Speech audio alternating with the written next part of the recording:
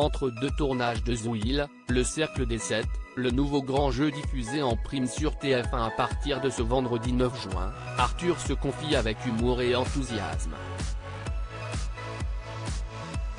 Il évoque ce nouveau rendez-vous spectaculaire mais aussi le documentaire qui célébrera ses 30 ans de carrière.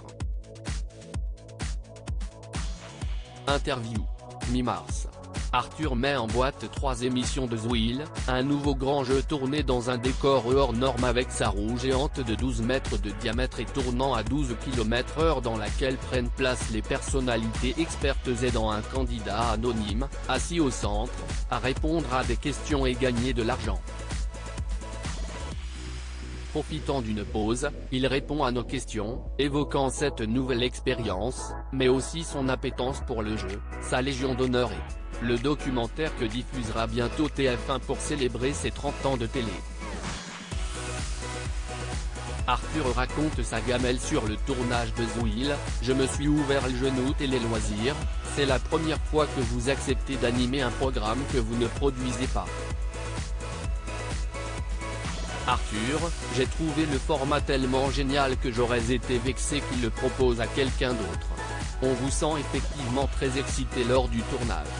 C'est un terrain de jeu fantastique, l'un des plus beaux décors ever à la télévision et je prends un plaisir fou. Avoir des candidats anonymes aussi frais et naturels, même s'ils tremblent de partout, il n'y a pas d'équivalent.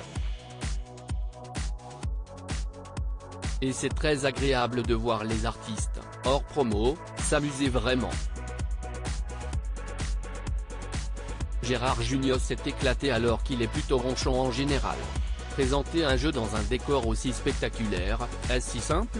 Le premier jour du tournage, j'avais la tête qui tournait un peu et la sensation d'avoir été sur un bateau.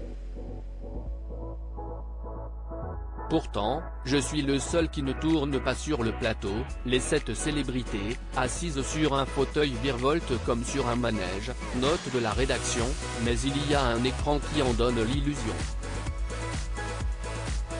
Je me suis même pris une très jolie gamelle en voulant descendre de la partie qui tourne et je me suis ouvert le genou, rire, si est rare de vous voir entouré de personnalités qui ne sont pas de votre bande.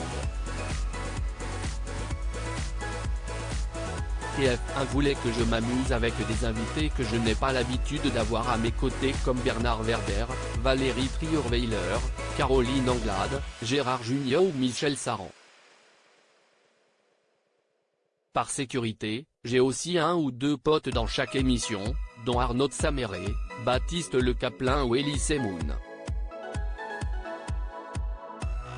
Il me rassure. Arthur, animateur de Zouil, j'ai eu des réflexes que j'avais dans apprendre ou à laisser. Aviez-vous regardé les versions étrangères de Zouil ? Oui, et ma version préférée est la suédoise. Ils n'ont pas les mêmes moyens que nous, ils n'ont pas les mêmes décors, il n'y a que 5 spécialistes, la roue est plus petite. Mais l'animatrice est vraiment dans l'empathie.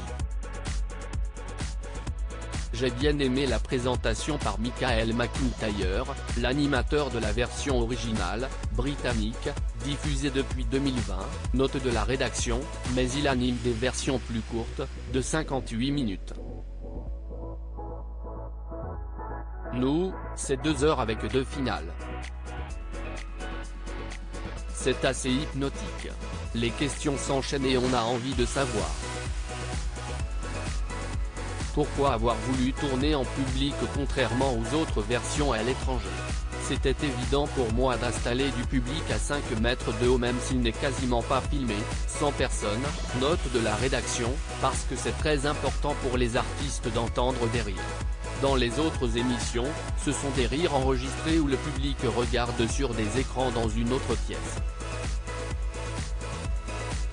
Il y aurait eu un grand débat sur votre tenue à l'antenne. Pourquoi ? Je m'apprêtais à mettre un costume et après la répétition, j'ai eu des réflexes que j'avais dans à prendre ou à laisser, j'ai commencé à tourner autour du candidat, à m'asseoir. J'ai fait 700 émissions donc c'était inconscient. Donc c'est le retour du polo. Je suis plus à l'aise parce que je m'allonge par terre et je cours dans tous les sens. Si vous jouiez en tant que personnalité experte, quel thème auriez-vous choisi ? Musicalement j'aurais pris Tom Jones, et j'aurais aussi choisi un sujet bateau pour être sûr de gagner. Quelque chose comme la télé des années 80. L'animateur de TF1 se confie, j'ai 3 enfants et je joue à tous les jeux. Êtes-vous fan de quiz dans la vie? J'ai 3 enfants dont une petite fille de 7 ans, Manava, note de la rédaction, et je joue à tous les jeux. Je peux me retrouver un week-end avec des post-it sur le front, jouer au memory, au jeu apéro. Mon fils de 13 ans, Aaron, note de la rédaction, préfère les jeux vidéo et c'est moins mon truc. Que verra-t-on dans le documentaire que TF1 prépare pour fêter vos 30 ans de télé? Ses satisfactions, sa propre société, note de la rédaction, qui produit mais je ne sais pas ce qu'il y a dedans si ce n'est des images de souvenirs rigolos et sympathiques.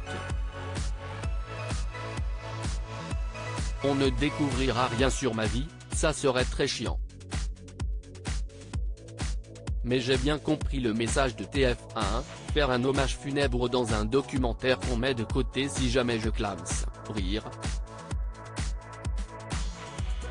C'est un investissement à moyen voire long terme j'espère. Je sais juste que toutes les célébrités qui ont traversé ma carrière seront présentes. Mais je ne le visionnerai que lorsqu'il sera terminé pour ne pas stresser les équipes.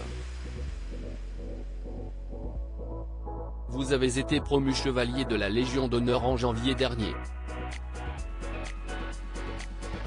Ça a dû faire gonfler votre ego. Je ne le savais pas. C'est un ami sénateur qui a fait cette demande dans mon dos avec ma collaboratrice. J'étais à Abu Dhabi, et en me réveillant, j'avais mis les SMS de félicitations. J'ai appris cette très bonne nouvelle avec beaucoup d'humilité. Sur le moment, ça fait très bizarre. Ça fait aussi plaisir à mes proches et je suis très fier.